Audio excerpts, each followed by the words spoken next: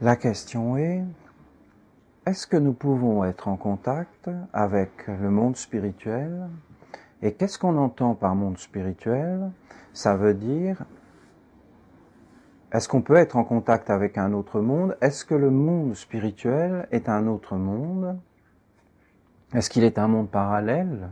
La réponse des initiés, de ceux qui sont sur ce chemin, disent oui, il y a plusieurs mondes, il y a vraiment des mondes parallèles, peuplés comme la Terre est peuplée, avec des êtres, et il y a beaucoup de ces mondes, comme Jésus a dit, il y a plusieurs demeures dans la maison de mon Père.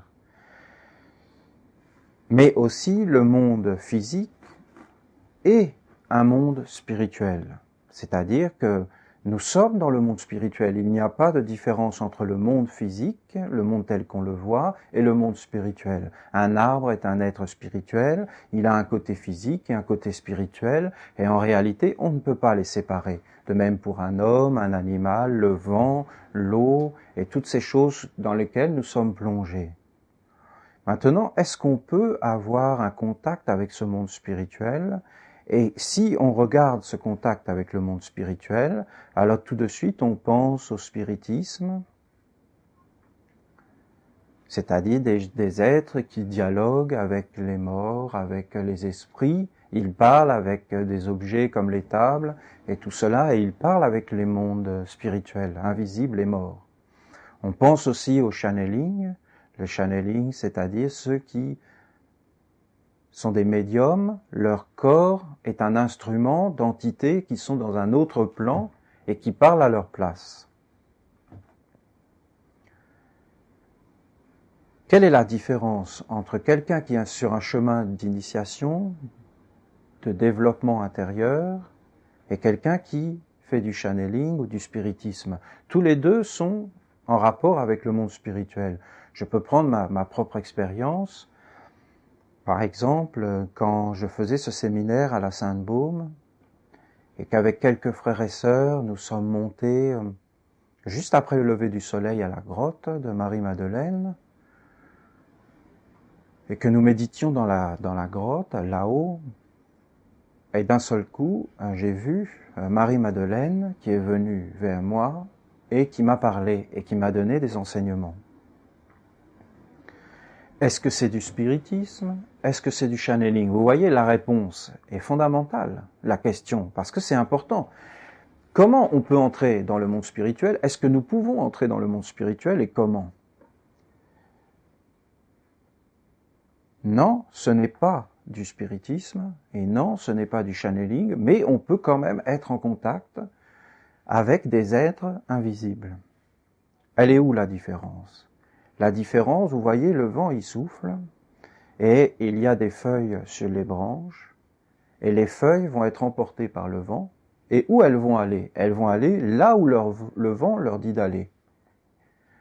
C'est toute la différence avec l'arbre. L'arbre, lui, il est enraciné dans le sol. Il y a des hommes qui sont comme les feuilles.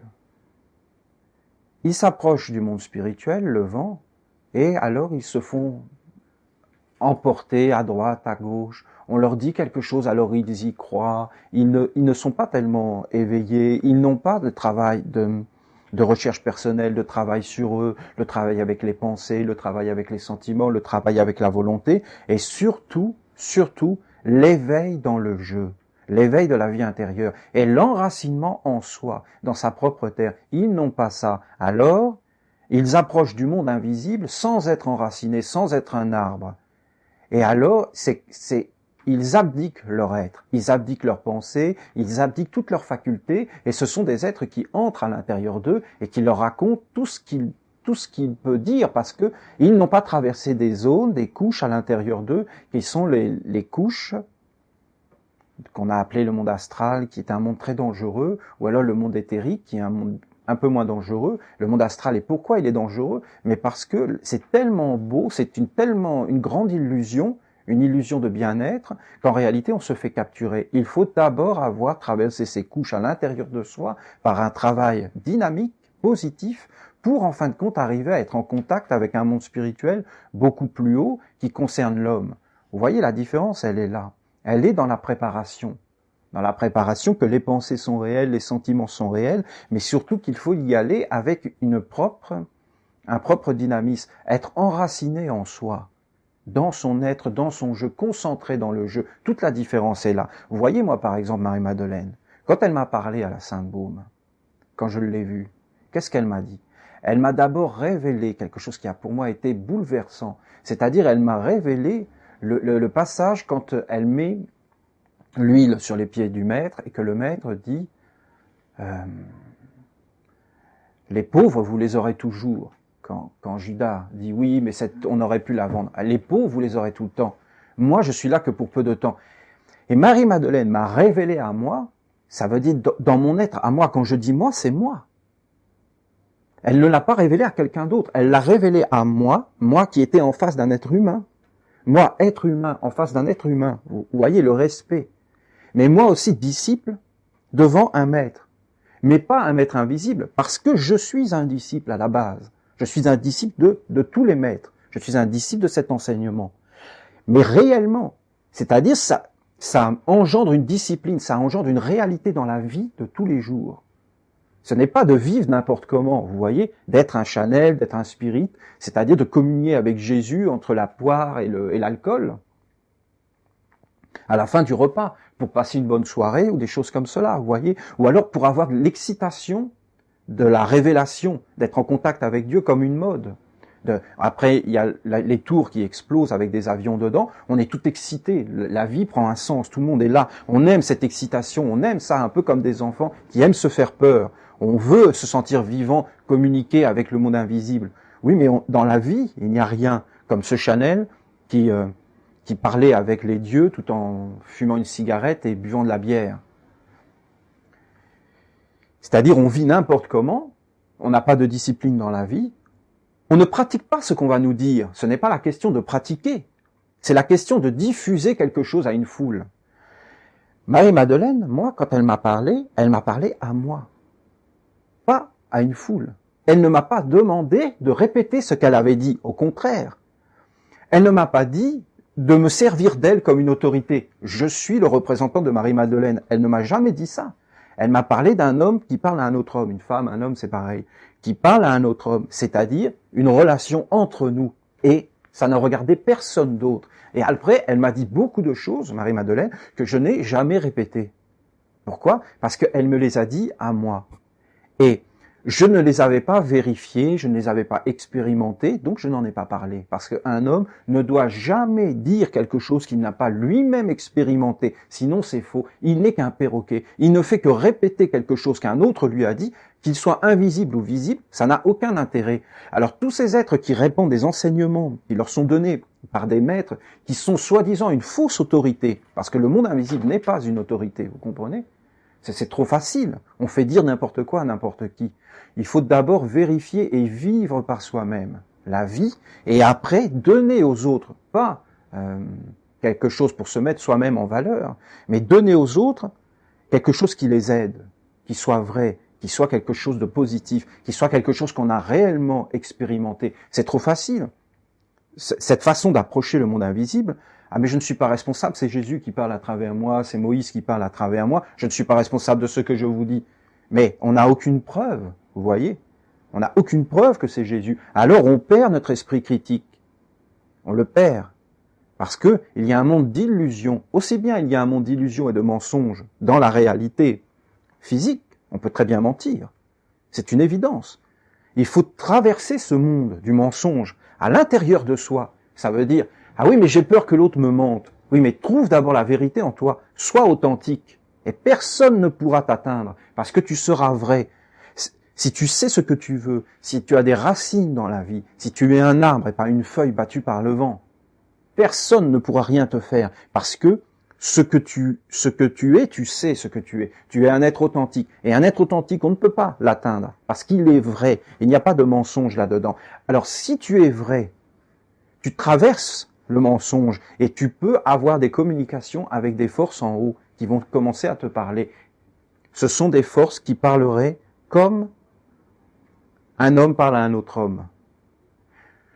Je n'ai jamais vu ça dans cette humanité de lumière qui est en haut. Que on se serve de cette autorité en haut pour avoir une autorité en bas. Je ne l'ai jamais vu, ces choses-là. C'est la fausse fraternité, c'est les faux enseignements, de dire « Ah, je suis quelqu'un d'important parce que je communie avec Jésus ». Bien sûr, c'est énorme. Je vous donne des messages de Jésus, mais personne ne donne des messages de Jésus, vous comprenez? Les messages de Jésus sont dans les évangiles. Un homme peut dire comment il a compris les évangiles, comment il les vit.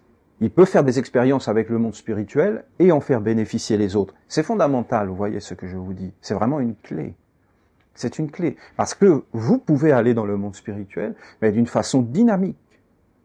Dynamique. Pas passive. Pas de vous laisser que ça entre en vous. Et que vous abdiquez votre être. Mais au contraire, en augmentant votre moi, en augmentant vos pensées, en augmentant l'intensité de vos pensées, de vos sentiments, en ayant ce respect, cette dévotion, cet amour, des choses authentiques à l'intérieur de vous, vous rentrerez en contact avec le monde spirituel en haut.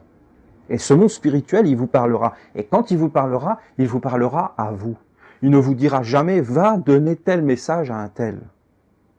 Il vous parlera à vous. Et de quoi il vous parlera? Il vous parlera de vous et des problèmes que vous devez résoudre dans votre vie. Quand vous aurez résolu ces problèmes, alors il commencera à travailler sur vous, à vous renforcer, mais en réalité, c'est vous qui travaillez sur vous. C'est pas le monde spirituel, vous voyez? Ça, c'est très important de comprendre ces choses-là. Vous voyez toute la différence qu'il y a entre ces techniques du spiritisme, du channeling. Le spiritisme, c'est un peu vraiment en bas. C'est pas inintéressant, ça nous dit qu'en réalité, il y a des choses qu'on ne comprend pas. Après, il y a le channeling, c'est-à-dire des entités qui entrent à l'intérieur d'hommes, qui peuvent vivre n'importe comment, entre deux, qui n'ont pas forcément une démarche, qui ne vont pas forcément suivre ce qui est dit. Et ces entités qui parlent à travers un homme, elles parlent à travers l'homme pour dire à d'autres hommes. Mais ce n'est pas l'homme qui parle. Il n'est qu'un canal channel pour que ces entités parlent à plusieurs hommes. Or ça n'existe pas. Un maître parle à son disciple et il parle comme un homme parle. Il ne parle pas par l'intermédiaire d'un autre homme. C'est comme si moi ici j'avais quelqu'un d'autre qui était là, que je lui parlais dans l'oreille tout bas et que l'autre répétait tout ce que je dis. C'est évident qu'il ne dirait pas ce que je dis. Il ne pourrait pas, parce qu'il ne sait pas ce que je dis. Ça n'a rien à voir, c'est du matérialisme de penser comme cela, qu'un homme peut répéter les paroles d'un autre homme. Ça veut dire qu'on enlève tout le côté de l'âme et la transmission de l'initiation. Mais il ne voit même pas ces choses-là, justement. C'est pour mettre l'enseignement en bas. Je vous le dis parce que je vais bien sûr de plus en plus vers cela et qu'il y a une confusion là-dedans. Ça peut engendrer une confusion, le travail avec les hommes, Dieu et tout ce que je fais. Parce qu'effectivement, moi je rentre en contact avec Cernunnos, avec Marie-Madeleine, avec Jésus. Mais si vous voulez, c'est tellement difficile d'expliquer ces choses, parce qu'il y a une telle confusion qui règne. C'est quelque chose qui m'est personnel, une démarche personnelle en réalité, en haut. Parce qu'il y a une humanité de lumière en haut, et il y a des secrets en réalité. Notre vie n'est pas du tout comme elle paraît être. Nous pensons que nous sommes dans le monde, mais qu'est-ce que nous connaissons du monde? Qu'est-ce que nous connaissons en réalité de la vie? On nous a dit que le monde était comme ça, et nous l'avons accepté d'une façon passive. Moi, quand je regarde dans les villes, les hommes marcher dans les rues, les hommes et les femmes, même les enfants, on a l'impression que ce sont des feuilles balayées par le vent. On ne sait pas où on va. On parle de génération sacrifiée. Mais qu'est-ce que ça veut dire, génération sacrifiée? Ça veut dire qu'il n'y a plus de racines, qu'on ne sait pas en réalité qui on est réellement dans la vie, et qu'on ne cherche pas cette authenticité intérieure, ce bonheur intérieur, cette vie intérieure, en contact avec le monde spirituel. On n'est pas là-dedans en réalité. On n'a pas été éduqué vers ça. On est ballotté par le vent. Mais de s'éveiller, de commencer à regarder à l'intérieur de soi, de se centrer, alors on s'aperçoit qu'on est dans le monde spirituel. On est vraiment à l'intérieur d'un monde spirituel. Nos pensées, nos sentiments, nous sommes dans un monde spirituel, mais nous ne le voyons pas. Nous ne voyons pas le monde tel qu'il est. Nous ne voyons pas vraiment qu'est-ce que c'est un arbre. Nous ne voyons pas vraiment qu'est-ce que c'est un insecte. Nous ne voyons pas ces choses. Et la seule façon que nous avons de les voir, c'est en réalité d'entrer dans cette dimension supérieure de nous-mêmes. Et de travailler sur nous, d'apprendre certaines techniques qui nous permettent de voir le monde tel qu'il est. et d'approcher de ce monde avec clarté, de s'en approcher réellement.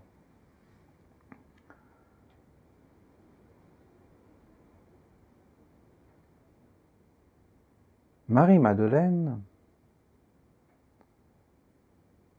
c'était une femme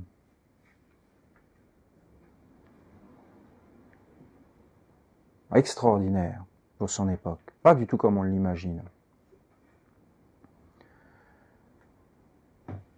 C'était la sœur de Lazare, donc qui était Saint Jean. C'était une famille qui était très proche des Esséniens. Il n'était pas essénien, le père était très très riche. Il faisait du commerce avec l'Arabie, avec les Égyptiens, il était dans le commerce, il était très très riche. Et il avait acheté un château, d'ailleurs c'est le nom de Marie, parce qu'elle s'appelait Myriam, Marie de Magdala. Magdala, c'était le château. En réalité, c'était un château, c'était pas du tout son nom. C'est comme si nous, on disait Michel de Montlore. Ça veut rien dire. Vous voyez, c'est Michel, mais de Montlore, parce qu'il y avait tellement de Myriam qu'en réalité, on ne savait plus laquelle. Alors, on disait celle qui habite à Magdala. Et c'est pour ça qu'on a appelé Marie de Magdala. Ça veut dire du château de Magdala. C'était une sorte de souveraine. C'était pas elle, mais c'était son père. Mais ils n'étaient pas souverains, c'est parce qu'ils avaient acheté le château. Et alors ce château faisait qu'on l'appelait de ce nom. Mais c'était pas son nom en réalité, elle s'appelait Myriam, c'est tout. Alors après on a fait Marie-Madeleine. Madeleine, et on a fait son nom. Vous voyez l'histoire, comment s'est déformée ces choses. Alors elle habitait dans ce château parce que ce château était très important, parce qu'il était un château qui avait appartenu à une école initiatique des Melchizedek. Et c'était des êtres très pieux, sa famille était des êtres très pieux, c'était des commerçants mais très très pieux, très très proches des Esséniens, ils étaient très proches de la famille de Jésus, ils étaient très proches de la famille de Saint Jean le Baptiste, le père finançait énormément les Esséniens, donnait beaucoup d'argent, on ne peut pas imaginer aujourd'hui cette époque. Jésus était très proche de cette famille, il venait sans arrêt chez eux, Lazare donc, Lazare qui est mort d'une mort initiatique, et qui après est devenu Saint Jean, l'évangéliste, le disciple que Jésus aimait, en fin de compte, les deux disciples, les deux plus proches disciples de Jésus, Saint Jean et Marie-Madeleine, c'étaient des frères et sœurs. Ils appartenaient à la même famille. Ils étaient liés dans la famille. Même Marthe aussi, qui était dans cette famille-là, on voit le passage où il y a Marie qui s'occupe de Jésus et Marthe. Marthe qui s'occupe du côté terre à terre. Beaucoup de passages dans les évangiles parlent de cette famille. Et Marie-Madeleine, elle se différenciait parce que c'était une femme donc très proche des Esséniens, mais qui avait cette volonté farouche.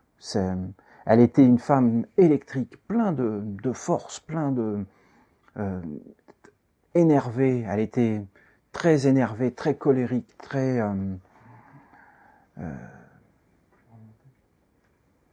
oui, elle était remontée. C'est une féministe. Elle militait pour les droits de la femme.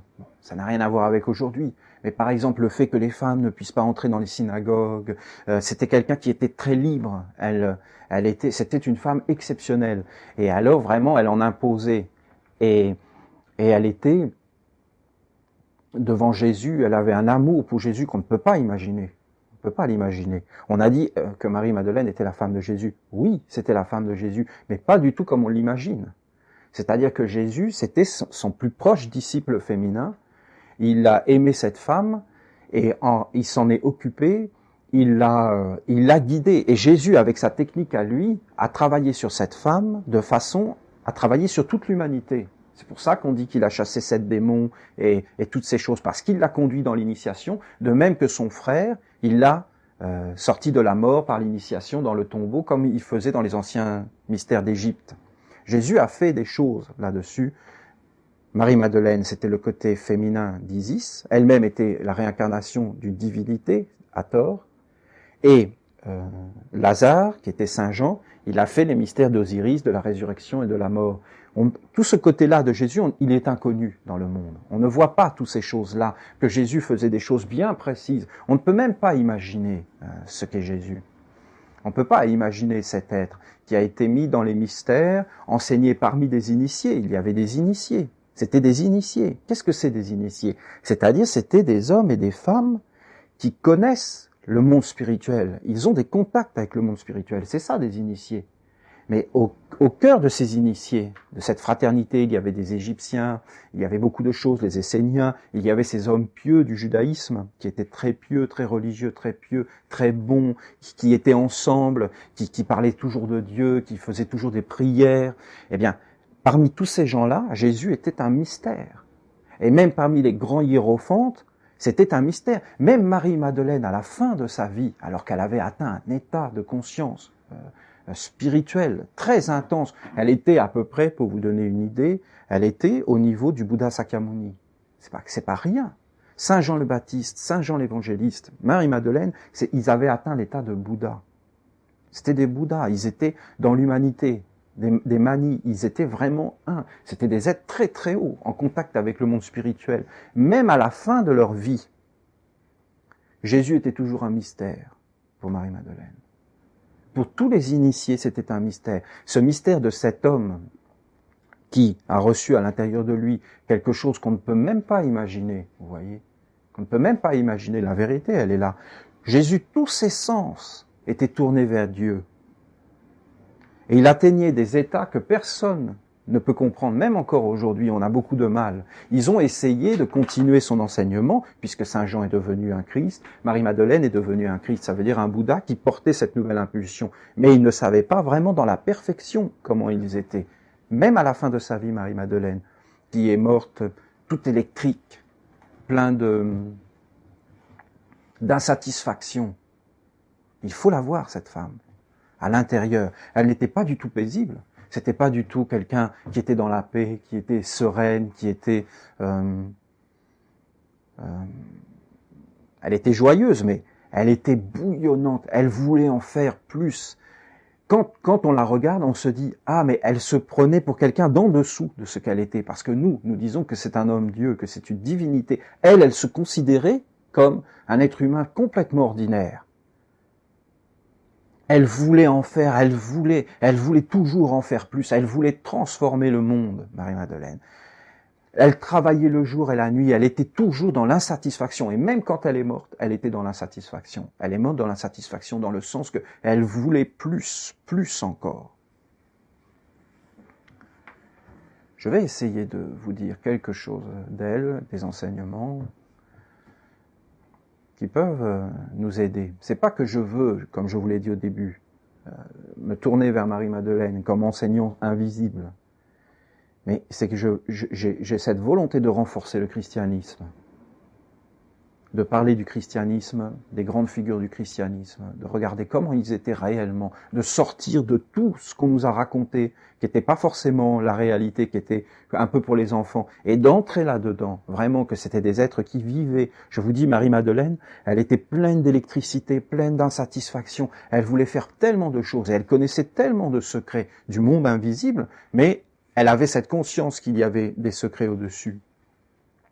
Elle voulait avoir des enfants, Marie-Madeleine. Elle voulait avoir des enfants avec Jésus. Elle a beaucoup essayé d'avoir des enfants. C'était sa vision. Elle pensait que d'avoir des enfants avec un maître comme Jésus, ça amènerait une révolution dans le monde. Et là, Jésus lui a expliqué le secret des femmes. Bon, je ne vais pas rentrer dans le détail. Mais comment les femmes réalisent. Marie-Madeleine connaissait ce secret. Les femmes réalisent tout. Tout. Les femmes peuvent tout réaliser, pas les hommes. Pas les hommes, ils ne peuvent pas. Les hommes peuvent aller chercher quelque chose dans le monde invisible et l'apporter jusque dans le plan physique, mais seules les femmes le réalisent. Jésus a enseigné ça, vous voyez ?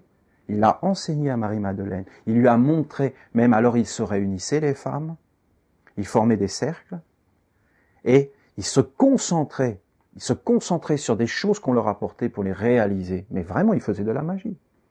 Mais une magie positive. Aujourd'hui, c'est perdu. On a perdu tous ces secrets. Est-ce que vous la voyez la différence entre un enseignement matérialiste, un enseignement du spiritisme, un enseignement de la médiumnité, du channeling, de la religion de bazar, et un enseignement initiatique où tu entres vraiment dans une tradition, dans un savoir-faire, dans un éveil, dans une compréhension, où tu entres par toi-même, librement, et tu commences à travailler réellement sur toi, mais pas d'être comme une feuille dans le vent. Est-ce que vous le sentez, ça? Il savait ce qu'il faisait. Ne croyez pas qu'il faisait n'importe quoi. Et c'est là que Jésus lui a révélé ce secret. De rentrer dans la bouche du Maître, d'entrer dans son palais, de se tenir dans le palais du Maître. Et il y a ces paroles dans les évangiles. Celui qui est mon disciple gardera mes paroles. C'était des enseignements secrets qu'il avait donnés à Marie-Madeleine. Gardera mes paroles. Et Marie-Madeleine mettait les enfants du Maître au monde, plein de feu. Elle les mettait au monde. Il se concentrait sur des paroles et il les mettait plein de force. Il mettait de la vie là-dedans et ça leur ouvrait le monde spirituel. Parce que quand un maître comme Jésus parle, il ne fait que donner du sperme. Ça veut dire des énergies, des possibilités, mais ce n'est pas réalisé. C'est la femme qui réalise la graine qui lui est donnée, c'est-à-dire les disciples. Les disciples réalisent, et vraiment, ils se sont concentrés là-dessus, pour montrer ça qu'on réalise. Mais dans les choses de la vie quotidienne, de mettre de la force dans ce que l'on fait, de mettre de la morale dans ce que l'on fait, de mettre de l'énergie dans ce que l'on fait, de mettre du sens, de mettre de l'intelligence, de ne pas vivre comme ça, comme un idiot, d'aller travailler pour fabriquer des armes. Parce que les gens, maintenant, ils vivent comme des idiots. La vérité, elle est là. Ils ne voient pas qu'en fin de compte, on est en train de détruire la planète. Alors, il y a bien des gens là qui sont en train d'essayer de prendre conscience en disant, ben oui, il faut plus utiliser ce gaz et tout ça. Mais on voit bien que ça ne marche pas. Parce que ce n'est pas en n'utilisant plus du CO2 ou des machins comme ça, en faisant attention, bien sûr que c'est bien. Mais c'est pas là qu'est le problème et personne ne le voit. C'est dans la vie intérieure. On pense n'importe comment. On vit n'importe comment. On a abdiqué la beauté de la vie. Les petites choses, la vénération, l'adoration, le mystère, le non-savoir, on a abdiqué tout ça. Tandis que d'avoir cet amour pour la parole de la sagesse, de mettre de la force là-dedans, c'est toute la dimension de la vie. Oui, mais choisis ton mari et après sois sa femme et mets ses enfants au monde. C'est quand même quelque chose, c'est pas la vie ça, c'est pas la vie qui est comme ça, c'est pas la vie de tous les hommes. Oui, mais c'est quoi notre mari ? Ah oui, mais quand il s'agit de monde spirituel, ça, on ne veut rien entendre savoir. On ne veut pas savoir ces choses-là. Marie-Madeleine, c'est celle qui peut nous montrer ce savoir. Je vous dis, ce n'est pas qu'il lui appartient à elle, il appartient à tous les hommes, mais elle peut nous le montrer ce savoir, mettre de la force dans les petites choses, plein de feu. Après, Jésus a montré un deuxième secret à Marie-Madeleine. Il a montré, donc, le premier secret, vraiment, ça ne veut rien dire peut-être ici, comme je le dis, mais c'était fondamental. C'était d'entrer dans la bouche du Maître. Et de mettre ses enfants au monde, ça veut dire de mettre de la vie dans ce que l'on fait, de mettre du sens, que notre vie ait un sens, qu'elle soit ordonnée, pas simplement dans le côté physique, mais dans le côté mental, dans le côté de l'intelligence, dans le côté moral, dans le côté des sentiments, et dans le côté de la vie, ça veut dire il ne faut pas vivre comme un zombie. Il ne faut pas vivre aujourd'hui comme des enfants gâtés, de ne pas être réellement dans ce que l'on fait, de posséder les choses pour les posséder, parce que plus rien ne coûte rien. Tandis qu'avant, on avait un objet, on en prenait soin, de ne plus avoir ces sentiments d'adoration, de vénération, cette gratitude, tous ces sentiments très forts qui donnent du sens à la vie. Vous voyez, c'est fondamental. Aujourd'hui, on jette les choses. Ça lutte contre l'homme. Notre façon de vivre lutte contre l'homme, mais on ne s'en aperçoit pas. Contre notre beauté, contre notre liberté. Ça lutte. Et contre la parole du Maître, contre la parole de sagesse, parce que ça n'a rien de sage, cette vie. Ce n'est pas une vie ordonnée, ce n'est pas une vie morale, ce n'est pas une vie qui est en accord. Tout le monde le sait. Et c'est pour ça qu'il y a une maladie quelque part. Et qu'on perd la force. Parce que tu perds ta force quand tu n'es pas authentique. Quand tu n'es pas vrai, quand tu n'es pas simple, tu perds ta force. Tout ça, c'est dans la bouche que ça se passe. C'est les secrets de la bouche. C'est pour ça que j'avais donné cette technique de retourner la langue dans le palais et de dire de le trouver, le son, juste, qui te délivre. Mais ce sont que des techniques. C'est beaucoup plus intérieur en réalité. Ce n'est pas la technique. C'est la vie qui est plus importante que toutes les techniques.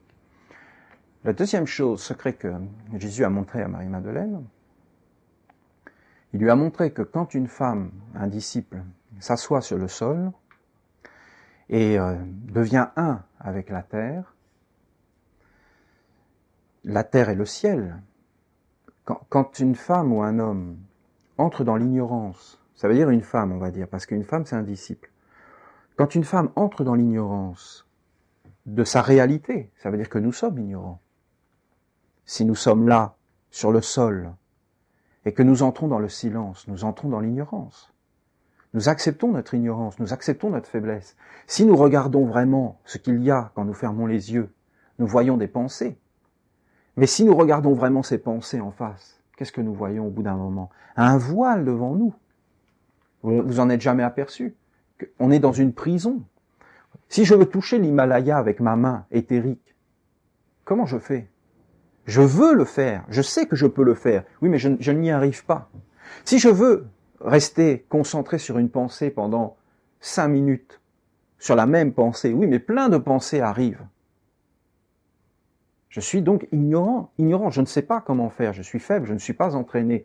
Si une femme se pose sur le sol, en étant dans cette ignorance, et qu'elle ouvre son cœur, cette région de la rose du cœur, cette région de la rose du cœur, qu'elle l'ouvre réellement, en écoutant réellement le monde, comme si c'était son enfant, comme si le monde était son enfant. De même, elle pourrait réellement écouter son enfant. De même, elle pourrait réellement écouter le monde, même écouter l'humanité tout entière comme si c'était son enfant. Qu'elle pouvait écouter l'humanité tout entière et que elle ait tellement d'amour pour la sagesse, pour ce maître, comme Marie-Madeleine avait de l'amour pour le maître, que le maître vient et s'assoit dans son cœur. Il faut imaginer, le maître vient, entre dans la femme du monde, dans le disciple, et s'assoit dans son cœur. Et quand il est assis dans son cœur, le maître médite. Mais on dit, tu es entré dans mon cœur. On peut sentir, on aime tellement quelqu'un qu'on le sent vivre dans son cœur. On peut sentir ça, on le sent vivre. Et c'est l'amour, et c'est très doux. Mais regardez la relation d'un disciple avec son maître.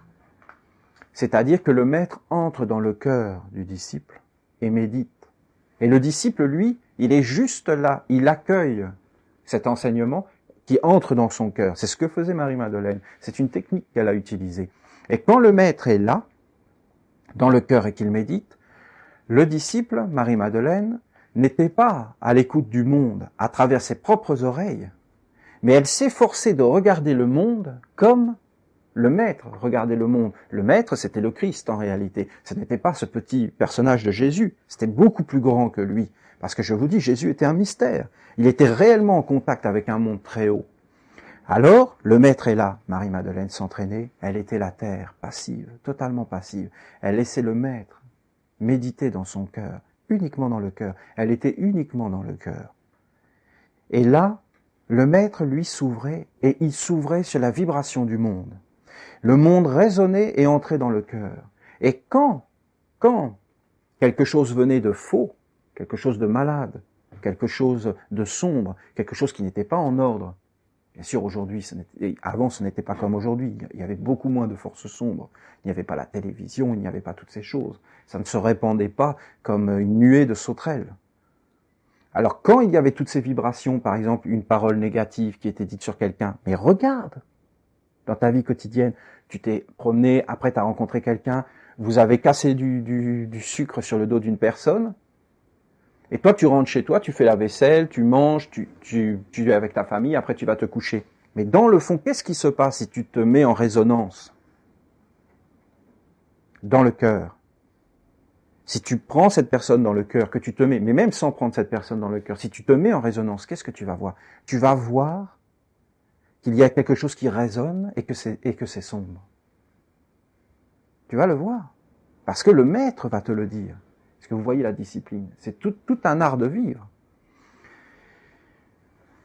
Le maître, alors, prend la vibration sombre et la digère. C'était les secrets d'Hathor aussi, parce que Marie-Madeleine était la divinité Hathor en Égypte. Elle digère le mal. Ça veut dire que, au lieu que ça reparte dans le monde, hop, c'est absorbé et c'est digéré, et ça se transforme en une force à l'intérieur de l'homme, d'une expérience du sombre, de faire l'expérience du sombre, pas d'une façon superficielle, mais profondément jusque dans les ténèbres de la terre, de la digestion. Qu'est-ce qui se passe? C'est une force à l'intérieur de l'homme qui vient. Tu le sens. Quand tu as fait une expérience négative, ça devient une force à l'intérieur de toi.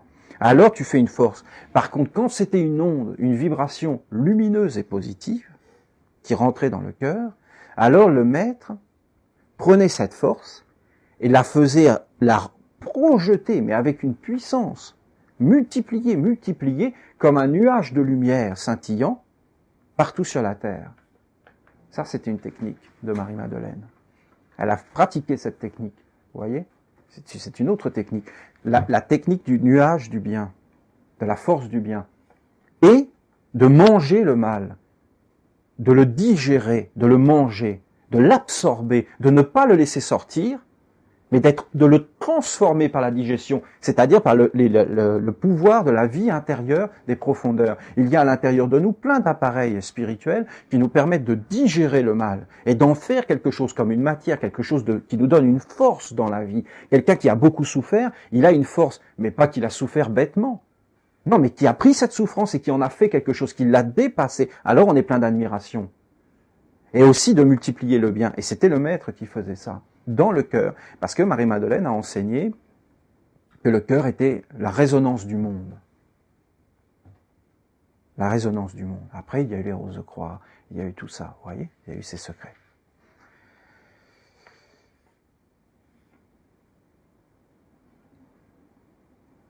Bon, je vais vous dire encore un secret de Marie-Madeleine, une de ses techniques. Vous voyez, il faisait la dévotion au lait. Ils avaient Marie-Madeleine, avec un cercle de femmes, faisait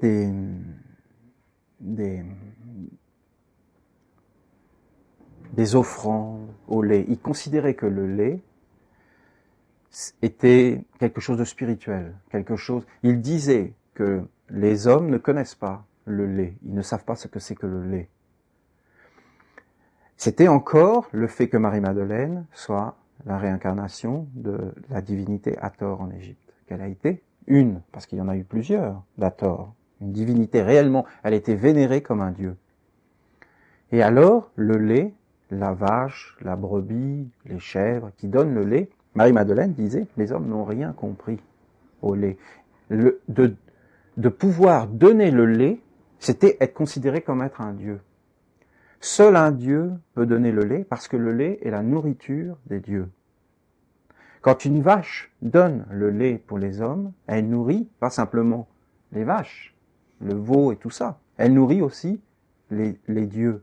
Parce que l'homme, par rapport à la vache, est un dieu. Vous voyez bien la différence qu'il y a de niveau. L'homme est beaucoup plus évolué. Bon, il n'y a pas de racisme là-dedans, de discrimination. C'est une façon de parler. L'homme est beaucoup plus évolué que la vache. C'est une façon de parler. Bien sûr, il n'y a pas de comparaison entre l'homme et la vache. Mais l'homme est plus évolué en apparence. Enfin, même dans la réalité terrestre, il est plus évolué. Et l'homme, lui aussi, doit donner du lait pour le monde spirituel. Voilà ce que disait Marie-Madeleine. Mais les hommes ne savent pas le faire. Il n'y a que les initiés qui savent donner du lait au monde spirituel. Alors qu'est-ce qu'elle disait? Elle disait qu'en réalité, nous étions mangés par le monde spirituel. Les hommes donnaient à manger à des êtres malades, des démons.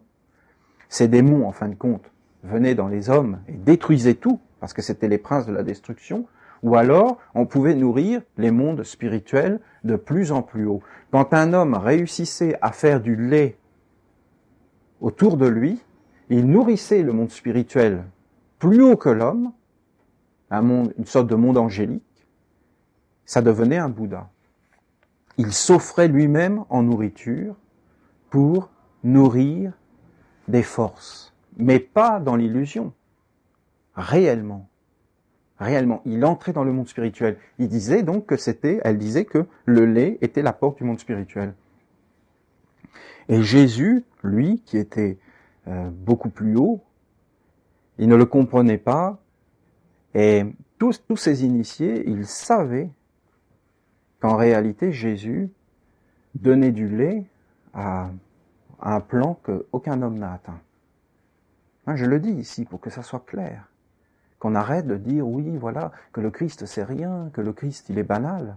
Je dis que c'est quelque chose qui est extraordinaire, quelque chose qu'on ne peut pas imaginer, que tous ses sens, toutes ses cellules étaient en contact permanent avec un monde d'une hauteur extraordinaire, très haut, et pourtant humain. Regardez, ce que le Père me dit, je vous le dis, mais en vérité, je suis en vous et vous êtes en moi. Est-ce que c'est pas une expérience humaine?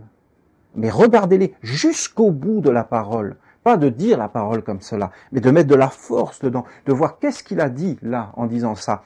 Est-ce qu'il était un médium du Père? Est-ce qu'il était un channel du Père, comme on veut nous faire dire ces choses-là? Non.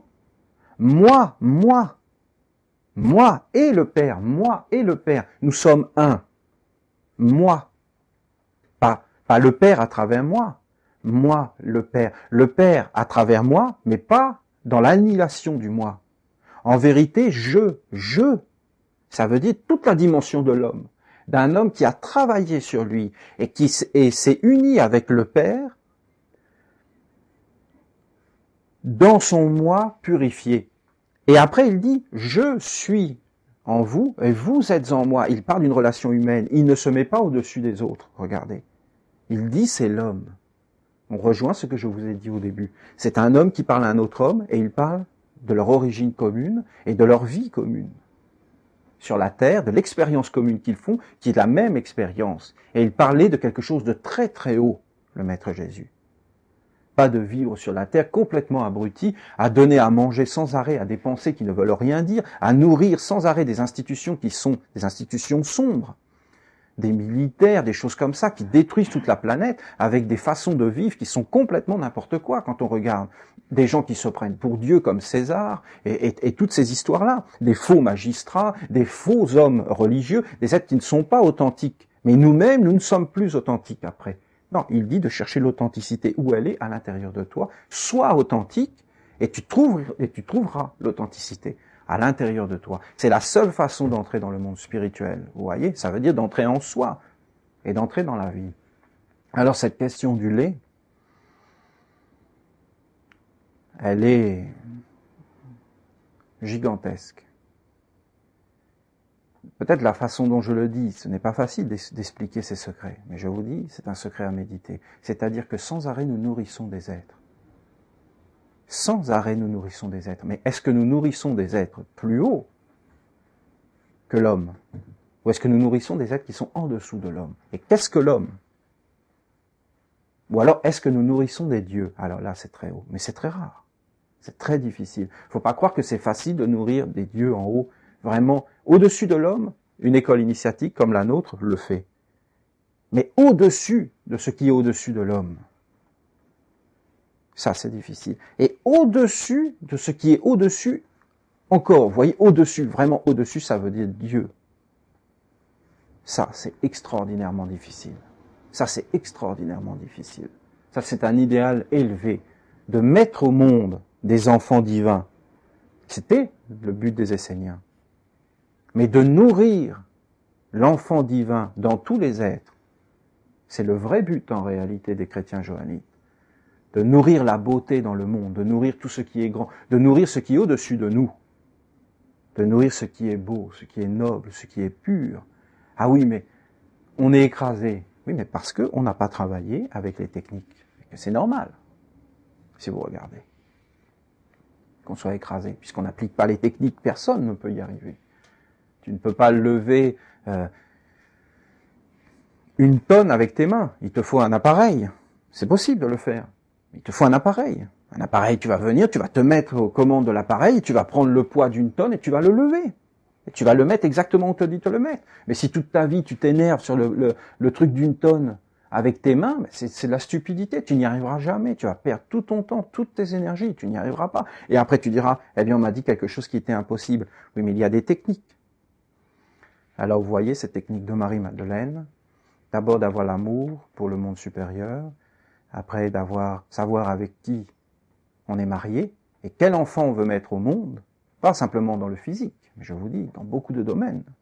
Ça veut dire d'être des vraies femmes, après d'avoir ce secret, de mettre de la force dans les petites choses, pour le bien, de mettre de la force dans la parole, de mettre de la force dans certains gestes, dans certaines choses, pour que en réalité ça rayonne. Cet autre secret de laisser son maître, ça veut dire la sagesse, la fraternité, l'amour, ce sont des grands maîtres, venir et s'asseoir dans notre cœur. Et que dans notre cœur, nous ouvrions un peu notre cœur, pas toujours le cœur vibrant simplement aux réalités terrestres, mais de l'ouvrir dans des choses très hautes, idéalistes, mystiques, en haut, des pensées, mais pas n'importe quelle pensée, des choses profondément voulues à l'intérieur. C'est déjà tout un travail d'arriver à ce degré. Le maître s'assoit dans ton cœur, tu es un avec la terre et tu écoutes le monde, mais pas les informations. Aujourd'hui, tout le monde écoute les informations, mais qu'est-ce que ça peut nous faire tout ça? C'est bien, mais bon, sans plus. Non, d'écouter réellement la vibration du monde, la musique du monde. Et là, tu la laisses entrer. Ce qui est sombre, digérer, ce qui est... Si tu captes une lumière, alors de l'augmenter, d'augmenter le bien et de le rayonner.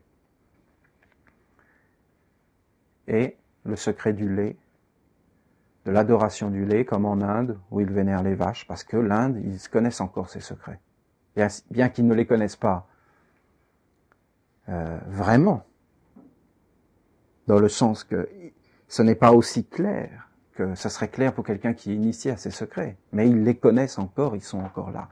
Ils vénèrent les vaches, ils vénèrent tout cela, comme nous aussi avant nous les connaissions ici.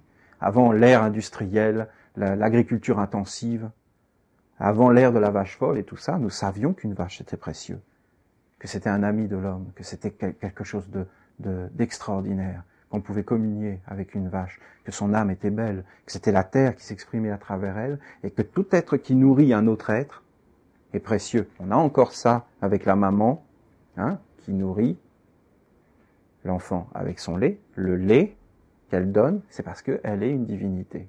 Seule une divinité peut donner quelque chose de son corps pour l'autre. Et le papa aussi le fait. Quand il donne le sperme à la maman, seule une divinité peut donner une partie de soi pour créer un autre être. Mais regardez ces choses. Et lui donner la vie. Et la maman fait la même chose avec le lait. Au niveau de ses seins, elle donne le lait à l'enfant, elle le nourrit. Oui, mais l'homme tout entier doit nourrir le monde en haut, de fabriquer du lait dans son aura, dans son âme, dans tout ce qui sort de soi, pour nourrir le divin, vraiment, en haut. C'est une force.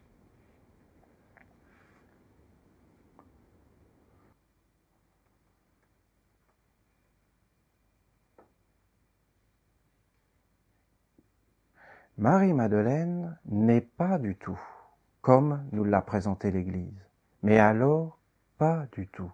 Et d'ailleurs, Jésus, Saint Jean ne sont pas du tout comme nous a présenté l'Église. Tout ça, c'est un fantasme, une mythologie, quelque chose d'inventé, quelque chose qui, quelque part, même si c'était beau, toutes ces choses grandioses, ça a détourné les hommes, ça les a détournés de la vérité, de la simplicité, ça les a détournés du monde spirituel, parce que, en fin de compte, on s'est dit, mais voilà, Jésus, voilà, essayez de l'imaginer, vous verrez, dans l'inconscient des hommes, ce n'est pas un homme. C'est un espèce d'être qui marche, il devait parler d'une drôle de façon, vous voyez. D'ailleurs, il marche sur l'eau, il est un peu comme ça, il a besoin de rien, il est Dieu.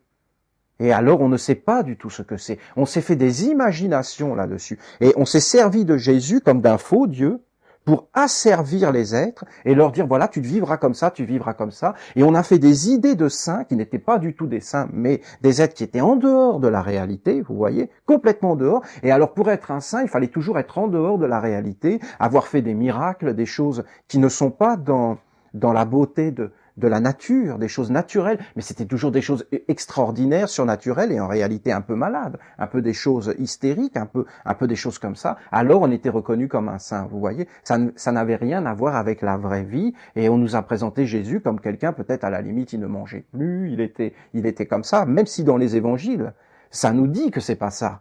Hein, il était en train, dans les noces de Cana, de faire la fête et tout ça, mais il y avait ce côté. On nous a présenté Marie-Madeleine comme une prostituée, comme quelqu'un, alors il y avait la queue à sa maison, les Romains, tout ça, mais vous vous rendez compte, qu'est-ce qu'on a raconté sur ces histoires-là? On a déformé toutes ces choses, on a dit n'importe quoi. Et après, il y a aussi un peu la tendance Nouvel Âge, où ils ont capté des messages de l'au-delà de Marie-Madeleine. Alors ils ont essayé un peu de la recentrer, mais c'est pareil, ça a été un peu, on est arrivé dans des choses, une espèce de bouillie, de choses, on ne sait plus qu'est-ce qui est vrai là-dedans, et on nous la présente de plein de façons différentes, qui n'ont rien à voir avec la réalité. En réalité, c'était à la fois des gens très très très simples, très très simple, et à la fois des gens très très pieux. Marie-Madeleine a vécu dans une famille qui était très riche. Son père était très riche. Son père faisait partie des Esséniens, mais pas des Esséniens comme il y a,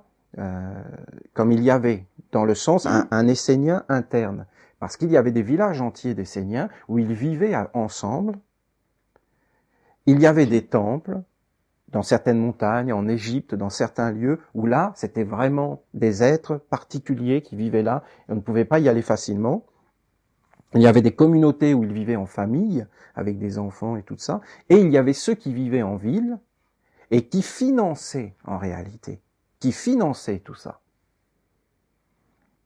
Et le père de Marie-Madeleine était un de ceux qui finançaient les Esséniens. Il était très riche, il faisait du commerce, mais il finançait, il donnait beaucoup d'argent. Et il y en avait plein comme cela, qui donnaient de l'argent en réalité. Parce que comment vous voulez que ça fonctionne s'il n'y a pas d'argent? Alors on croit toujours que c'est comme ça, mais bien sûr que non. Ils ont fait tout un tas d'activités, de guérison, des hôpitaux, des choses. Et ils brassaient de l'argent dans cette histoire-là. Et voilà, c'était une famille très très pieuse, comme il n'y en a plus vraiment aujourd'hui. C'était des êtres très croyants, c'était des êtres, vraiment tout avait un sens. Ils faisaient attention à tout, ils se réunissaient, ils priaient. Ils avaient une vie très très simple, vous voyez. Ils n'avaient pas de vie compliquée. Et Marie-Madeleine a eu une enfance très très heureuse. Et Jésus et la famille de Jésus étaient très très proches de la famille de Marie-Madeleine. On en parle dans la Bible, on dit que c'est Marie.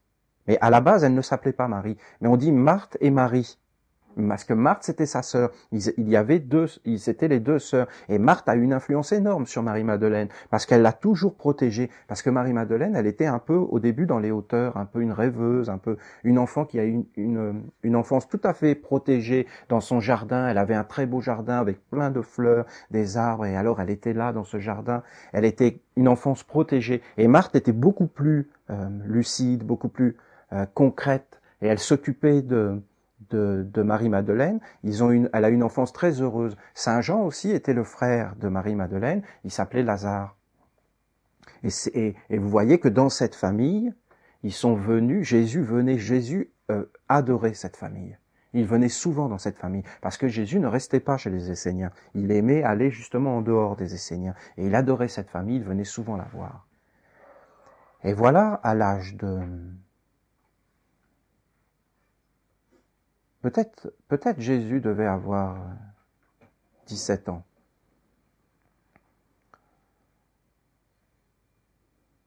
Et alors, son père, le père de Marie-Madeleine, qui ne s'appelait pas encore Marie-Madeleine, il est parti parce qu'il faisait du commerce. Il est parti faire du commerce avec une de ses caravanes. Il y avait des chevaux, des chameaux. Ils sont partis dans le désert, dans un endroit bien précis. Ils étaient nombreux. Il y avait Jésus, Marie-Madeleine, le père de Marie-Madeleine. Et là, dans le désert, c'est un secret, c'est un mystère. Il y avait dans le désert une pyramide en cristal, du verre, du cristal opaque, quelque chose qui n'était pas transparent, mais qui était comme du verre opaque, un cristal opaque, vous voyez un peu l'idée, hein, la lumière n'entrait pas dedans, et il y avait cette petite pyramide en cristal, et c'était un temple de la fraternité essénienne, qui est caché maintenant, et dans ce désert, il y avait à l'intérieur de cette pyramide un être qui vivait, et c'était Enoch. Parce que si vous voulez, les Esséniens, voilà exactement comment ils travaillaient, leur grand prophète, leur grand maître, était toujours vivant au milieu d'eux. Il les cachait. Après, ça a disparu. Par exemple, Hermès Trismégiste, il a vécu des centaines et des centaines d'années. Mais pourquoi il a vécu des centaines d'années? Parce que le corps changeait, Mais l'être ne changeait pas. On a dit pareil pour le Dalai Lama, vous voyez. On a dit en réalité le Dalai Lama c'est toujours le même, il revient dans le même corps. Et eux les Esséniens, ils connaissaient cette science et ils savaient comment faire et ils préparaient les enfants qu'il avait repérés. Et toute leur vie, ils étaient, en fin de compte, ils n'avaient pas de vie, ils étaient comme morts quelque part, parce qu'ils ne goûtaient jamais la vie, mais leur tâche c'était d'être un livre vivant du savoir sacré, de leur mystère. Ils n'en étaient pas encore dans les livres écrits, même si les Esséniens avaient des livres, mais ils étaient beaucoup plus encore dans le savoir des livres vivants. Et alors c'était très secret, on ne pouvait pas aller voir Enoch parce que c'était le père de tous les enseignements esséniens, c'était Enoch en réalité. Et voilà, Enoch était dans cette pyramide. Et Jésus, quand il avait 17 ans, il a été autorisé avec Marie-Madeleine et le père de Marie-Madeleine à rentrer dans cette pyramide et à rencontrer Enoch. Alors tous ceux qui étaient venus avec eux, ils ne sont pas rentrés dans la pyramide. Marie-Madeleine, le père et Jésus sont entrés. Ils se sont aspergés les pieds avec de l'eau, ils se sont aspergés les genoux, ils sont montés jusqu'aux cuisses, après ils ont mis de l'eau sur leurs cheveux, ils ont fait plein de purifications, après ils sont rentrés dans le temple le sol était orange, et ils sont safran, et ils sont rentrés dans ce temple, et là ils se sont assis. Il y avait Enoch qui était assis sur une pierre cubique, tout était dépouillé à l'intérieur. Ils étaient tous les trois assis de ce côté, à la gauche d'Enoch. Il y avait 3 autres disciples qui étaient assis de l'autre côté. Et voilà, ils sont restés comme ça à méditer, et d'un seul coup, Jésus s'est prosterné sur le sol devant cet être, Enoch. Il s'est relevé, c'est pour vous dire le respect qu'il y avait. Que c'était pas, Jésus, il n'est pas arrivé comme ça, vous comprenez? Il y avait tout, il a fait tout un parcours. Il s'est prosterné et il a dit, Maître, un peu, je vais pas vous dire vraiment les paroles qu'il a dit, mais ça voulait dire ça. Il a dit, voilà, je sais que je suis un fils de Dieu. Je sais que mon Père n'est pas mon Père, mais que mon Père, c'est le Père de tous les pères. Mais voilà, qu'est-ce que je dois faire? Comment je dois faire? Il a dit à Enoch. C'est quoi ma destinée? Il lui a dit, je sais que je suis venu sur la terre pour accomplir une mission. Mais comment je dois faire? Qu'est-ce que je dois faire? C'est pour vous dire que cet homme, il cherchait. Ça lui est pas tombé comme ça. Il avait cette conscience que la vie n'était pas simplement la vie. Il avait une conscience beaucoup plus grande, regardez. À 17 ans, il savait ces choses-là. Bon, il a été formé spécialement. C'était pas étonnant à cette époque. Même aujourd'hui, on rencontre encore des hommes qui peuvent dire ça. Même peut-être, chacun d'entre nous, à un moment donné de notre vie, on a pu se poser des questions et se dire, je sais qu'il y a autre chose. Et on peut se poser la même question que Jésus quelque part. Vous voyez, c'est pas un homme qui est si étranger que ça à nous, même si c'est dans des circonstances qui sont une autre époque. En réalité, ces époques existent toujours. Il y a toujours des endroits sur la terre où il y a des grands maîtres de cette fraternité qui sont là et qui donnent un savoir, le même savoir qu'à cette époque-là. Et rien n'a changé. Ça, c'est un savoir essénien, de savoir qu'il n'y a que le décor qui change. Mais dans le fond, c'est toujours pareil. Il y a toujours des Césars, il y a toujours les légions romaines, il y a toujours cette histoire-là. Et nous sommes toujours dans la même histoire. Et alors voilà, Enoch lui a dit,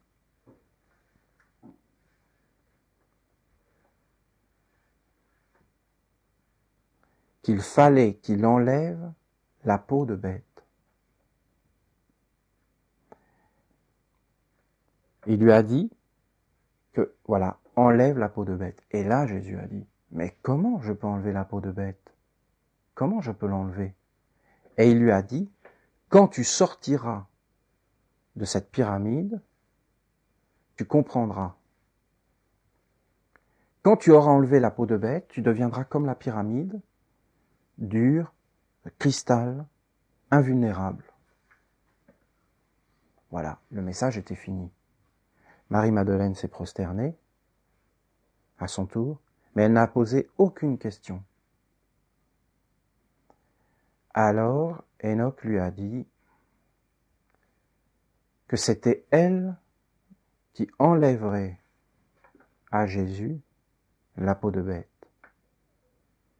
Vous savez, dans la Genèse, qu'ils ont mangé la pomme et qu'après, ils ont été revêtus d'une peau de bête. Et aussi en Égypte, vous les avez vus, les prêtres, avec une peau de léopard. La peau de bête, ils avaient tué la peau de bête. La peau de bête était à l'extérieur d'eux, mais c'était toujours cette peau de bête, vous voyez? Cette peau de bête. Voilà ce que lui a dit Enoch. Et Enoch aussi s'est levé, il a dit à Marie-Madeleine de mettre ses mains comme cela, et il lui a dit de regarder dans ses mains, qu'est-ce que tu vois? Et elle a dit, je vois la lumière, elle a vu la lumière dans ses mains. Alors il a pris ses mains et il les a frottées comme cela. Et après, ils sont sortis. Et quand ils sont sortis de la pyramide, Marie-Madeleine a eu une crise cardiaque. Et là, elle a commencé à mourir, et en réalité, elle est presque morte. Elle est morte en réalité. Devant la pyramide, elle est morte, parce que son cœur s'est arrêté. Ça s'est pas fait comme ça. Elle a eu d'abord une grande souffrance dans le cœur, et puis elle est tombée, elle a suffoqué et tout ça, et elle mourait, et elle est morte en réalité. Et Jésus, lui, il est arrivé, il a pris ses deux mains à Marie-Madeleine, et il les a frottées comme avait fait Enoch, et après il a posé ses mains dessus, et il y a une lumière qui est rentrée dans Marie-Madeleine à travers les mains, c'est rentré dans les bras jusqu'au cœur, et elle a ressuscité, elle est revenue à la vie. Et Marie-Madeleine a vu que Dieu est rentré dans Jésus. Elle a vu Dieu rentrer dans Jésus et l'a ressuscité. Elle l'a vu Dieu dans Jésus. Elle a vu Dieu. Et c'était la première fois que Dieu rentrait réellement dans Jésus. Pas rentrer comme une conscience supérieure, comme quelque chose vous voyez, d'un travail. J'ai travaillé le meilleur de moi. Le meilleur de moi, c'est Dieu. Je te l'offre, le plus beau, tout ce que je porte en moi de meilleur, je le mets pour toi. Ça veut dire c'est Dieu. Non, c'était un mystère. Je vous dis un mystère. Dieu est rentré dans Jésus. Ça veut dire quelque chose de mystérieux. Et il a guéri Marie-Madeleine. Et Marie-Madeleine l'a vu. Et Jésus aussi a vu. Dieu est rentré en moi. Alors il a compris la parole d'Enoch. Quand tu sortiras de cette pyramide, tu sauras. Et alors, c'était la première guérison, pas une guérison essénienne, dans le sens de technique qu'ils avaient avec les plantes, avec le magnétisme, avec des connaissances des corps subtils de l'homme, et une médecine antique que les Égyptiens avaient, que les Grecs avaient, qu'en Inde qu'on a dans tous les pays, même les Chinois, ils l'ont, avec l'acupuncture et les méridiens et toutes ces choses-là. Non, c'était une médecine qui allait au-delà de tout ce qui était enseigné. C'est une médecine divine. C'est Dieu lui-même qui a guéri Marie-Madeleine. Il l'a guérie. Et à partir de ce moment-là, Marie-Madeleine, qui a vu Dieu à travers un homme, elle s'est entièrement mise au service de Jésus. Mais elle s'est mise au service. C'est pour ça qu'on a dit que c'était sa femme. Si vous voulez, Jésus, il a eu 2 disciples. Il n'en a pas eu 36. Il n'en a eu que 2. 2. Marie-Madeleine, Saint Jean l'évangéliste. C'était des frères et sœurs. Après, il a ressuscité Lazare. Ça veut dire, il a montré à Lazare des choses, mais extraordinaires de l'Égypte et tout ça. Ils s'aimaient. Ce n'étaient pas des gens comme ça qui se parlaient. Ils s'aimaient. C'était des amis. Ils blaguaient ensemble. Ne croyez pas que Jésus était au-dessus de Saint Jean. En réalité, Saint Jean avait un savoir extraordinaire. Un savoir des étoiles, un savoir. Et ils parlaient ensemble. Et des fois, Jésus allait voir Saint Jean. Et Saint Jean lui disait des choses. De même, il allait voir Marie-Madeleine, et Marie-Madeleine lui disait des choses. Sans Saint Jean et Marie-Madeleine, il n'y a pas de christianisme. Sans Saint Jean et Marie-Madeleine, jamais Jésus n'aurait réussi. Parce que c'est un secret que je vais vous dire là. Un secret du christianisme en réalité. Un secret, un ancien savoir qui a été dit, qui a disparu. C'est très difficile à expliquer. Mais Marie-Madeleine a eu ce secret. Et Saint Jean l'évangéliste aussi. C'est-à-dire que il y avait leur maître qui était là, mais c'était pas leur maître, c'était leur ami, c'était comment dire, leur entreprise commune, c'était quelque part, ils allaient dans le même sens, ils faisaient quelque chose ensemble. Plus tard, ils ont intégré les 12 apôtres, bien plus tard, mais même les 12 apôtres n'ont jamais connu les secrets que je vous dis là. Ils n'ont jamais vu ça. Ils ont eu d'autres secrets, mais pas cela, pas le secret de ces 3-là. Parce que ces 3-là, ils avaient une complicité entre eux, même après avec les apôtres. C'est pas une complicité qui vient de quelque chose de secret. C'est une complicité qui vient du cœur, une complicité de l'amour, une complicité qu'une mère peut avoir avec son enfant ou un père, une complicité de beauté, mais pas vers le bas, vers le haut. Marie-Madeleine, sans arrêt, elle a protégé Jésus, mais comme on peut même pas l'imaginer. Saint Jean aussi, mais moins. Marie-Madeleine, elle s'occupait de lui, mais elle le prenait complètement en charge. Elle vivait en lui. C'était vraiment quelque chose qu'on peut pas savoir. Alors Jésus arrivait, il n'était pas bien. Vous voyez, il était dans le doute. Il se posait des questions. Il était pas en forme. Vous voyez, il était un peu, je sais pas comment expliquer, mais surtout souvent il était dans le doute. C'est-à-dire que il était un peu perdu. Marie-Madeleine le sentait dans la pièce, que Jésus n'était pas bien, qu'il était en train de se poser des questions. Vous savez ce qu'elle faisait? Elle sortait, elle prenait du linge, elle allait à la rivière, elle prenait le linge, elle lavait le linge à la rivière, avec l'eau. Après, elle posait le linge, elle se lavait les mains, par exemple pendant une demi-heure, elle se frottait les mains. Mais il faut la voir, cette femme, comment elle faisait ça, de se frotter les mains. Après, elle prenait de la cendre aussi, je l'ai vu prendre de la cendre. Elle se mettait de la cendre sur les mains, elle parlait à la cendre, elle s'en mettait sur la tête, elle parlait à la cendre, elle s'en mettait sur les pieds, elle parlait à l'eau. Mais réellement, elle parlait. Elle connaissait des secrets, mais d'une grande simplicité, d'une grande beauté, d'une grande humanité, vous voyez. Cette femme était extraordinaire dans sa simplicité. Sans elle, Jésus n'aurait jamais... C'est ça que je veux vous dire aujourd'hui. Parce qu'on a mis Jésus, on a transformé Marie-Madeleine comme une prostituée. Bon, peut-être je vous en parlerai un autre jour. Parce que Jésus a donné des enseignements là-dessus, mais ça n'a rien à voir avec tout ça, vous voyez. Rien à voir. Bien sûr, aujourd'hui, il devrait faire attention où il s'acharne sur toutes ces femmes et tout ça, et même sur les prostituées en votant des lois ignobles. Ce sont des gens ignobles, tous ces gens-là. Il faut quand même le dire. Ça règle rien, toujours à embêter les gens, à les empêcher de vivre au nom d'une morale qu'ils n'ont même pas, et que ce sont des gros hypocrites, et qui ne sont pas du tout moraux, ces gens-là, vous voyez. Il faut quand même regarder, ça n'a rien à voir avec l'amour. Quand est-ce qu'on aura une justice dans l'amour? Quand est-ce qu'on aura un respect, et vraiment de l'amour, du dialogue, et toutes ces choses? Mais on en est loin. Ce que je veux vous montrer, moi, c'est juste cela, Marie-Madeleine, qui lavait le linge. Mais je trouve ça, mais d'une beauté, ça m'a touché. Après, elle mettait ses mains comme ça pendant une demi-heure au soleil. Elle mettait ses mains au soleil comme ça, une demi-heure. Après, elle rentrait dans la maison. Elle prenait des fruits. Elle préparait un repas. Elle l'apportait à Jésus. Elle avait mis tout dans les fruits, c'est très dur. Hein. Elle mettait tout là-dedans, tout. Après, elle le touchait. Quand elle le touchait pas comme ça. Elle était d'abord allée, tout ça. Elle enlevait tout ce qui se mettait sur lui.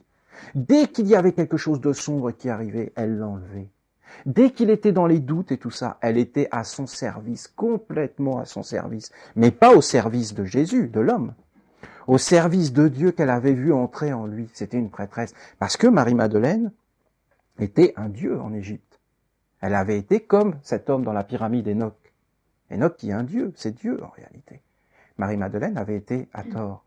Réellement, elle avait été adorée, vénérée comme Hathor. C'est pour ça qu'on a dit la fille de la joie. On l'a appelée la fille de joie, ça veut dire la fille qui met la joie partout. Dans l'eau, dans la cendre, dans la terre, dans le repas, quand elle te touche. Elle mettait une force, elle avait une concentration, un pouvoir de concentration fantastique.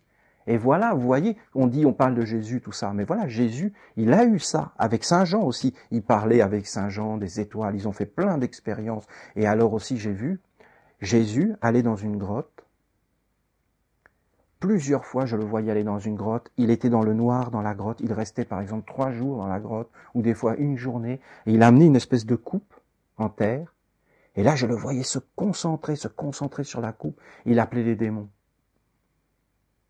Il appelait les démons, il les rendait carrément objectifs, réels.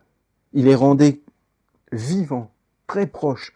Il les faisait entrer dans la coupe. Il appelait plein de démons, je le voyais dans la grotte. Il connaissait tous ces secrets, des forces sombres qui rentrent dans les hommes, qui les détruisent, qui les poussent à faire n'importe quoi et tout ça. Et même en lui, il voyait ces forces. Il les appelait, il les mettait dans la coupe. Et après, quand il avait fini, il sortait. Et pendant ce temps, Marie-Madeleine l'attendait en dehors de la grotte. Et elle avait mis sur la terre des fruits, du lait, parce que Marie-Madeleine connaissait le secret du lait à cause de son ancienne incarnation d'Hathor. Et alors, de nourrir les êtres. Et elle mettait ça, Jésus venait avec la coupe, et Marie-Madeleine faisait des prières et tout ça, et ils offraient tous les fruits, le lait qu'ils avaient préparé pour les démons. Il leur disait, mangez. Il leur donnait à manger. Mais regardez l'amour. Et alors les démons ne mangeaient plus les hommes. Ils les détournaient, ils ont essayé de travailler avec eux. Ils ont vraiment essayé de ne combattre personne. Ils ont fait tout un travail de guérison. Ils étaient très éveillé. Jésus, c'était un magicien hors pair. Il a fait une magie, mais sans arrêt. Et qu'est-ce que c'était cette magie? Mais c'était ça. Qu'est-ce que c'est la magie? C'est savoir comment regarder, quoi regarder. Tu regardes quelque chose, tu regardes autre chose. Ça attire les démons ou alors les anges. Et après, c'est dans ta vie, t'es foutu. Ou alors, t'es fort. Ou alors tu échoues, ou alors tu réussis. Juste avec l'œil, le secret de l'œil, de l'oreille. Quoi écouter? Comment écouter? Mais regardez, est-ce que c'est pas ça, la vraie science? Est-ce que le reste n'est qu'utopie, ne sert à rien, n'est que du maquillage, n'est que, en fin de compte, de s'occuper de l'extérieur de l'assiette et du plat, de laver l'extérieur du plat et de toujours garder le plat? Est-ce que c'est pas ça, la vérité? De savoir comment parler, quand parler, quoi dire, pourquoi? De savoir toutes ces choses, comment respirer, comment manger, comment vivre en réalité. Eh bien, cette science, c'était la science réelle des Esséniens. Ils ne s'intéressaient qu'à ça. Je les ai vus faire ça. Et au bout d'un moment, à force, toute cette dévotion, tout cet amour qu'il avait envers ce maître, comment ils l'ont protégé, comment ils le nourrissaient, à l'intérieur de Jésus est apparu un autre corps, rouge, et à l'intérieur c'était doré, et en fin de compte, il avait terrassé la peau de bête. Et maintenant, je vais essayer d'aller plus loin. Vous voyez, il y a pas très longtemps, j'ai vu un dessin animé, je crois que c'est Peter Pan, je crois qu'ils ont fait j'ai plus vraiment le souvenir, mais je crois que ils ont fait une nouvelle version de Peter Pan, je crois, du dessin animé de Walt Disney. Oui. Et dans cette nouvelle version de Peter Pan, il y a à un moment donné, il y a une petite fille, il y a la fée Clochette. Et la petite fille dit, je ne crois pas aux fées.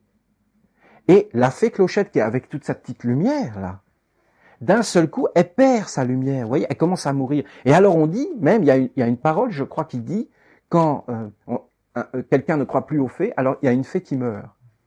Hein, il y a cette parole. Eh bien, c'est ça, la peau de bête. C'est représenté par cette scène dans ce film, ce sont des secrets de la peau de bête. Quand tu ne crois plus au monde spirituel, il y a quelque chose qui meurt, et ce qui meurt, et ce qui apparaît, c'est une lumière qui s'éteint. Et ce qui apparaît, c'est le corps. Et le corps, c'est la peau de bête. Le corps sans lumière à l'intérieur, c'est la peau de bête. Et en fin de compte, comment Marie-Madeleine et Saint Jean ont fait, surtout Marie-Madeleine, elle a tellement eu foi dans ce Dieu qui est apparu à l'intérieur de Jésus pour lui ramener à la vie, qu'elle s'est mise entièrement au service. Elle a eu la foi, vous voyez. Mais c'est pas la foi de croire dans n'importe quoi. Elle a eu la foi dans une perception. Elle a eu la foi dans tout ce qu'elle portait en elle. Elle a eu la foi dans la vie. Elle a eu la foi dans ses pensées, dans ses sentiments, dans ses désirs, dans sa volonté. Elle a eu la foi dans ce qu'elle était. Elle a eu la foi dans sa capacité de servir quelque chose de grand à travers un homme. Maintenant, les conséquences de tout ça, elles sont sans limite. Ce que je vous ai dit là, c'est une petite graine qui contient un enseignement sans limite. Parce que c'est toute une façon d'être, vous voyez. Bien sûr, aujourd'hui, c'est très difficile, parce qu'on n'a pas le temps, voilà. On est pris par plein d'activités qui, en fin de compte, nous rendent malades, quelque part. Quand on regarde l'état du monde aujourd'hui, c'est ça. La vérité, elle est là. On est par terre. On n'est plus dans ce sens, d'avoir du sens, de mettre des forces dans les objets, dans la nourriture, dans tout ce que l'on fait, quelque part, pour nourrir le divin dans un être. Et Jésus l'a dit, lequel sera le plus grand parmi nous, quand tu ne seras plus là, mais le plus grand serviteur, celui qui sera au service de la vie. Vous voyez, en fin de compte, Peter Pan, qui essaie de ranimer la fée Clochette par tous les moyens, en ranimant la flamme, la foi. Et en fin de compte, c'est cette foi qui fait que l'homme ne se nourrit pas en bas, dans le corps, mais commence à s'allumer une flamme et qui vit la vie spirituelle, parce que ça s'allume en lui. Sinon, il est toujours dans le doute. dans ses forces qui l'emmènent toujours, quoi? Mais dans le corps. Et tout ce qui vit dans le corps comme merveille, comme les sentiments, comme les pensées, qui nous ouvrent les portes du monde invisible, eh bien l'homme ne le voit plus parce que la lumière s'éteint. Et alors il devient un corps. Parce qu'il perd le feu du sacré en lui, le feu divin. Et regardez comment Marie-Madeleine a fait ça. Comment elle s'est occupée de Jésus, mais c'est pas de s'en occuper. Elle ne s'est pas occupée de son corps, vous voyez. Elle s'est occupée de Dieu en lui. Elle lui a permis de dépasser le corps. À chaque fois que Jésus doutait, je vous dis, elle était là, dans le silence. Pas forcément de lui dire, mais dans le silence, de faire une magie pour mettre le spirituel au-dessus de tout. C'est quand même une autre vision du christianisme, vous voyez, qu'il apparaît comme ça, où les femmes sont complètement absentes. Il y a la Vierge Marie, bien sûr, il y a eu une influence énorme. Mais il y a eu cette femme aussi. Alors voilà, Jésus est devenu ce qu'il est parce que Marie-Madeleine a mis des forces en lui. En lavant le linge, en parlant. Après, je l'ai vu faire beaucoup de choses, Marie-Madeleine, surtout quand elle était en France. Elle allait dans la forêt, et là, elle s'asseyait sous un arbre, et les loups venaient. Et Marie-Madeleine parlait aux loups. Elle en prenait un, et elle lui parlait, elle posait sa tête, sa main sur sa tête, et elle parlait aux loups. Elle s'approchait de son oreille, et elle lui parlait pendant des heures. Je l'ai vu faire ça. Je l'ai vu aussi parler aux oiseaux. Pendant des heures, elle leur disait des choses. Et les loups l'écoutaient, jamais ils ne la touchaient. Elle avait ce pouvoir de les faire venir. Bien sûr, après, Saint François d'Assise a pris tout l'enseignement de Marie-Madeleine, il l'a capté dans l'air, et après il a appelé mon frère le loup, et toutes ces choses. Mais Marie-Madeleine avait ce contact avec la nature. Aussi, Enoch l'a appelée Marie, parce que c'est Enoch qui lui a donné son nom de Marie, parce que de même Jésus disait « Je suis le Fils de Dieu », Enoch a dit à Marie-Madeleine, tu t'appelleras Marie parce que tu es la fille de la mère du monde. Tu es la fille de la mère du monde, vous voyez. Et alors, elle avait ce secret qu'a la mère du monde de communier, de donner de la force à tous les êtres de la nature. La mer, la terre les protège. Et s'en occupe. Et il y a des maîtres et des guides pour tous les peuples, pour les fourmis, pour les loups, pour tous les êtres de la nature. Alors vraiment, il faut de nouveau s'approcher de ce savoir, de cette vie avec la nature, d'être des filles de la mère du monde, d'être des femmes dans la grande femme du monde, et d'être dans la nature, et d'aller dans la nature, et de parler avec la nature, et de parler avec l'eau, avec les arbres, avec les fourmis, avec tous les êtres en fin de compte, et de leur dire des paroles du cœur, et aussi de recueillir ce qu'ils ont à nous dire. Et la mère du monde nous aimera, parce que ce que tu fais au plus petit, c'est à moi que tu le fais. Il faut entrer maintenant dans cet amour, dans cette conscience supérieure, dans ce travail sacré. Il faut nous aussi prendre soin du Christ. À travers les enfants, à travers toutes les choses. Il ne faut pas s'arrêter au côté physique. C'est la peau de bête en réalité, qui nous conduit vers la mort. Ça veut dire le corps. Il faut aller plus loin que le corps. Il faut mettre de la force dans nos paroles, dans nos pensées, dans nos gestes. Il faut apprendre en fin de compte à bénir les objets, à bénir les maisons, à bénir ce qu'on aime en réalité. Il faut prendre soin à la fois de soi, mais aussi de la terre, de la nature et de la vie. Et toutes ces choses nous conduisent vers le haut, vous voyez. Et alors ça empêche les forces sombres d'entrer toujours dans nos vies et de tout saccager, et de saccager la terre, et de saccager tout, et de ne pas permettre aux minorités de vivre décemment. Je pense par exemple aux vaches. C'est une minorité, vous comprenez? C'est une minorité de ne pas permettre aux vaches de vivre dignement dans un pré, en mangeant de l'herbe, en étant en contact avec la nature, avec le vent, avec l'eau, vous comprenez? Ça veut dire avec la mère du monde. Parce qu'on a coupé l'homme de la vérité, ça veut dire de la grande réalité, pour rentrer dans des mythes, par exemple une religion, où ça devient complètement un mythe, une mythologie. Alors on dit mythomane, ça veut dire c'est quelque chose de complètement inventé, mais qui ne conduit pas dans la vérité, qui déforme la vérité. Il peut y avoir des mythes fondateurs qui nous construisent, mais c'est pas dans la vérité, vous comprenez, c'est abstrait. Et l'homme n'est plus dans un champ. en train de brouter de l'herbe, en train de manger des vrais fruits. Ils mangent du rêve en réalité. Mais on fait pareil pour les animaux. Regardez, on fait pareil pour les poules et toutes ces choses. Alors, il faut travailler la spiritualité pour que ces minorités ne soient plus enfermées. Alors des forces viennent vers nous, le feu s'allume et nous voyons un autre sens à la vie de cette façon.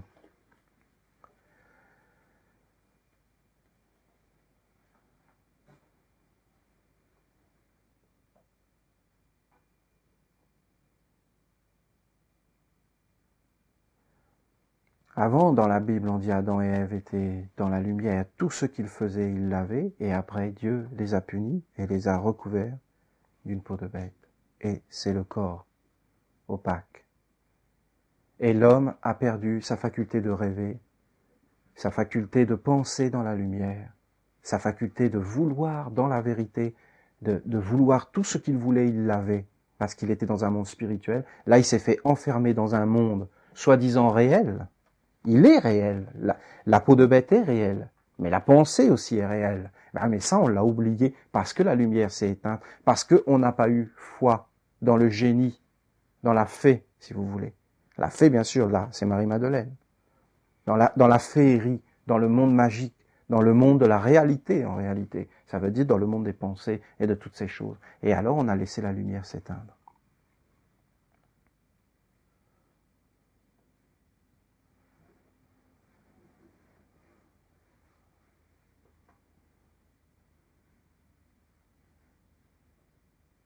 Marie-Madeleine, elle a allumé la lumière dans Jésus.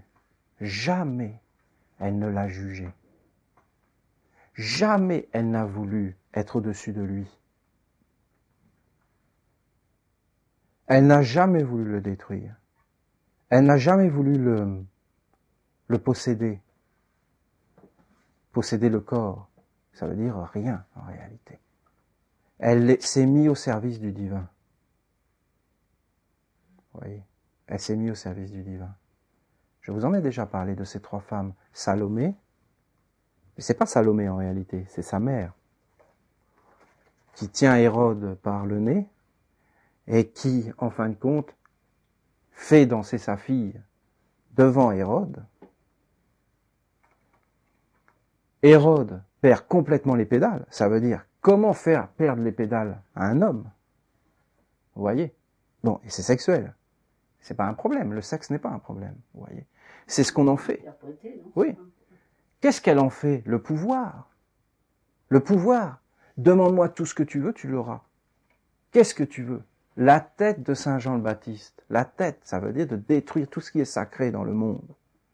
Qu'est-ce que fait Hérode? Mais non, pas la tête de Saint Jean le Baptiste. Et puis, Salomé qui danse devant. Elle dit, ok, la tête de Saint Jean le Baptiste. Vous voyez? Vous avez bien le type là, qui détruit. Qui se détruit elle-même, parce qu'elle était dans la souffrance absolue, cette femme. Parce qu'elle allait jusqu'à amener sa propre fille, parce qu'elle commence ça ne fonctionne plus. Alors, elle trouve un stratagème pour amener sa propre fille. Vous voyez bien que c'est une destruction intérieure. On peut détruire l'autre en se détruisant soi-même. Vous voyez bien que c'est la déchéance totale et que c'est l'anéantissement de l'humanité. Mais on veut voir cet homme tomber. Il est roi. Il gouverne tout le monde. Oui, mais il va s'effondrer parce qu'en réalité, la femme est plus forte. Et c'est vrai. C'est vrai, ça. Et les femmes savent ce que je dis que c'est vrai. Et alors, Marie-Madeleine, qui, elle, prend Jésus, qui lui aussi a la peau de bête. Vous comprenez le message? C'est ça qu'il lui a dit Enoch. Ah oui, je suis fils de Dieu. Oui, qu'est-ce que je dois faire? Tu dois d'abord enlever la peau de bête.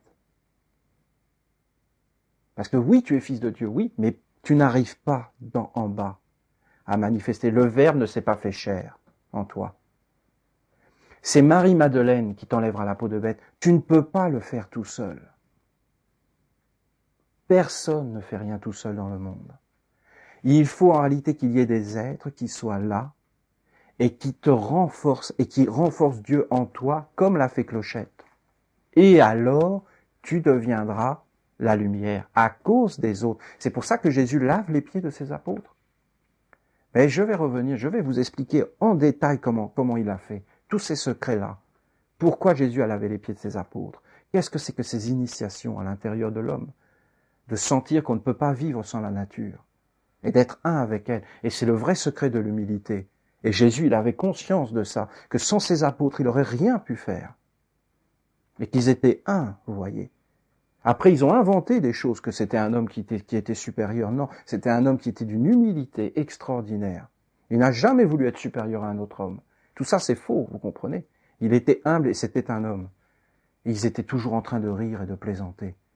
Et vous voyez, il y a ça, cette humilité. Et après, vous avez la Vierge, bien sûr, qui est au-dessus de Marie-Madeleine, dans le sens qu'elle met Dieu au monde. Ça veut dire elle change le monde. La femme peut changer le monde par un enfant.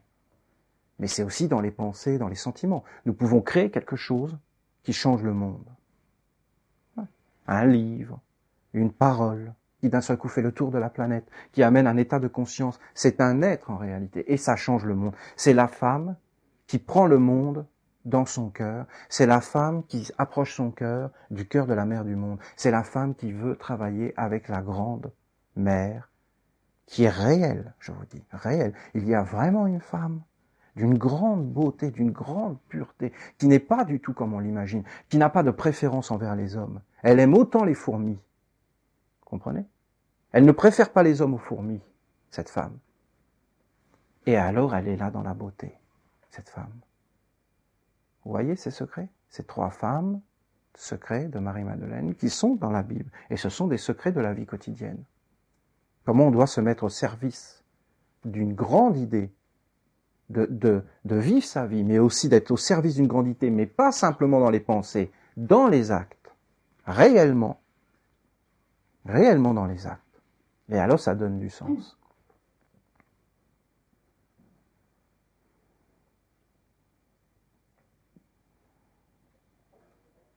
Notre école travaille avec Marie-Madeleine comme aucune école n'a travaillé avec Marie-Madeleine. Vraiment, de plus en plus, ces enseignements viennent vers nous et nous ressusciterons tout ce savoir de Marie-Madeleine, si Dieu nous le permet, et vraiment, nous la replacerons telle qu'elle était.